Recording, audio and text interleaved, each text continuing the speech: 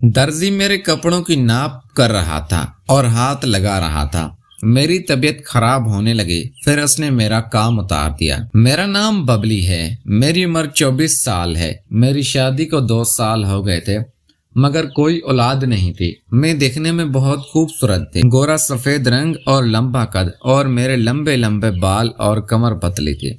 मेरे शोहर, जिनकी उम्र 30 साल थे, गवर्नमेंट मुलाजिम थे, नेवी फोर्स में थे और वो शिप पे ड्यूटी करते थे और काफी दिन घर ही नहीं आते थे और मैं घर में अकेली होती थी।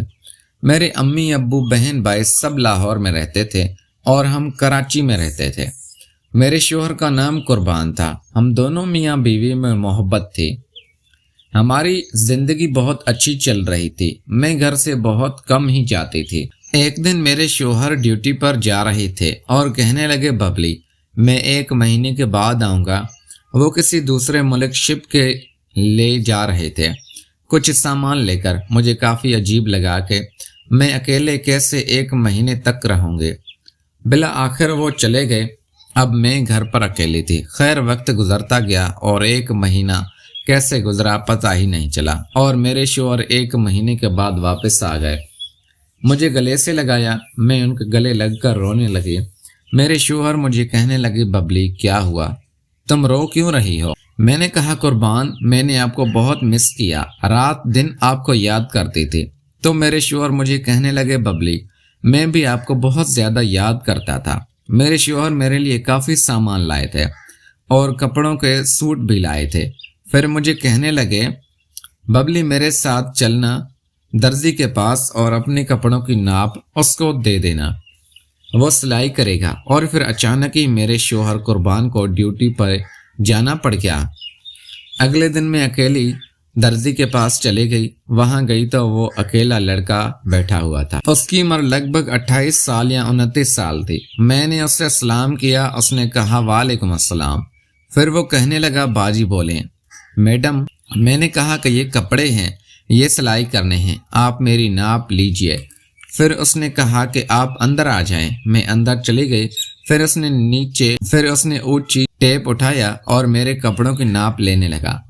अब वो नाम भी ले रहा था और साथ साथ मुझे हाथ भी लगा रहा था। अब मुझे अजीब सा फील हो रहा था। फिर अचानक उसने आगे से हाथ लगाना शुरू कर दिया। अब मेरी आंखें बंद हो गई थी। मैं चुपचाप खड़ी थी।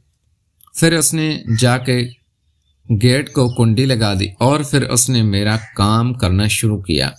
अब हम काम करते करते मुझे कहने लगा, मैडम, मैंने तो पता नहीं नाप करते कितनों को लिटाया है, लेकिन आप सबसे अलग हैं। मैं खामोश रही और वो दर्जी का काम करता रहा। बड़ा तजुर्बेकार दर्जी था।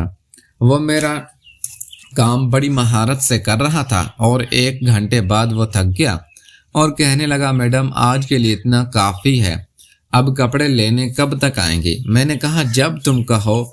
वो दर्जी कहने लगा, मैडम, आप रोज़ाना भी आ जाएं तो मैं आपको 1 ड्रेस तो रोज़ाना बना के दे ही सकता हूँ। मैंने 6 ड्रेस दिए थे।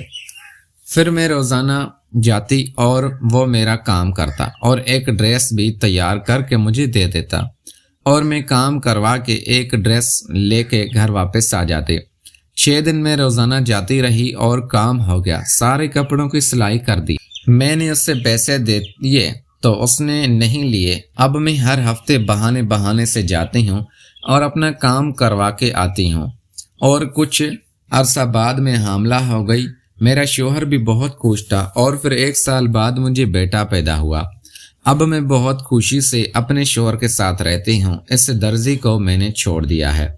प्यारे दोस्तों, मैं उम्मीद करता हूँ आपको ये हमारा छोटा सा नावल पसंद आया होगा। नावल पसंद आया है तो वीडियो को लाइक करें, चैनल को लाजमी सब्सक्राइब करें। इस नावल के सभी पार्ट में इसी चैनल पे आपको अपलोड करके देने वाला हूँ, तो आपको बहुत ही ज़्यादा मज़ा आने वाला है।